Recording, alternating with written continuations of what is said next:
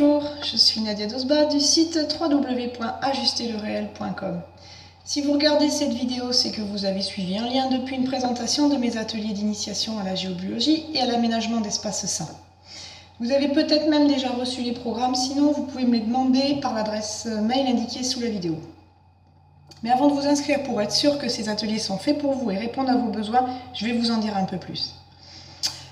Alors pourquoi ces ateliers ? Parce qu'en la matière, les pouvoirs publics ayant d'autres priorités, si vous attendez le décret d'une directive ministérielle utile allant dans le sens d'une action préventive de santé appliquée aux espaces de vie, ça peut prendre longtemps. Or aujourd'hui, le lien possible entre un habitat ou un lieu de travail et certaines pathologies est avéré par de nombreuses études scientifiques.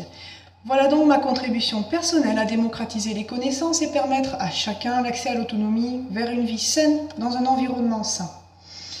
Quant à l'apport de la géobiologie, ce n'est pas une discipline nouvelle. Les civilisations anciennes se sont intéressées de près aux vertus locales pour guérir ou au contraire éviter de séjourner, et certains menhirs, ainsi, sont plantés en guise d'aiguilles d'acupuncture de la Terre.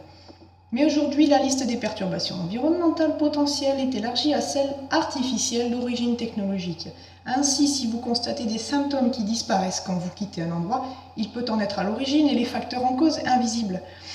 Comme la présence de composés organiques volatiles dans l'air, les COV, une concentration de gaz radon, gaz radioactif naturel inodore, des perturbations du champ magnétique terrestre, dues à un cours d'eau souterrain par exemple, des champs électriques importants générés par l'ordinateur, une lampe, les téléphones, etc., ou des phénomènes énergétiques plus subtils comme la mémoire engrammée dans tel espace de vie avant vous et qui vous fera peut-être spontanément dire que l'ambiance y est électrique, ou lourde, ou que quelque chose vous glace le sang, etc. De mon point de vue, plus de gens auront conscience des interactions entre les différents paramètres biotiques d'un lieu, bâti ou terrain nu, et les impacts sur l'équilibre de ses usagers. Plus le recours à une aide extérieure si besoin sera intéressant, essentiel et efficace, comme la collaboration avec un maître d'œuvre, les artisans ou bien entendu un géobiologue. Biotique qualifie ce qui est favorable au développement du vivant. C'est ce que je souhaite à tous, comme pour ma pratique d'accompagnante vers l'équilibre corps et âme, car là aussi je reçois souvent des personnes avec un problème qui se trouvent entretenues dans leur maison. Donc la solution passera aussi par la maison, et non plus que par la pharmacie.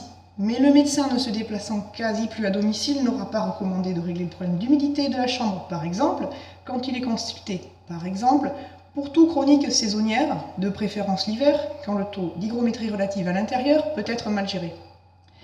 Nous passons aujourd'hui 80% de la journée dans un espace clos.